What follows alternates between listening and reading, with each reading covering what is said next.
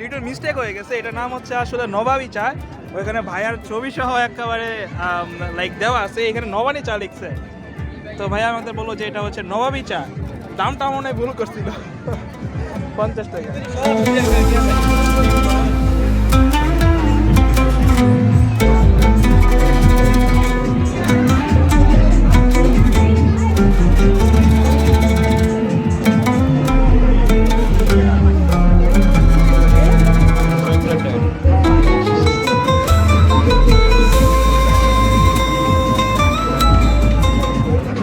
আব্দুল করিমা ভাইয়া কিন্তু হচ্ছে ইয়েতে বসে ওই আশেক মাহমুদ কলেজে, তো ওইখানেই।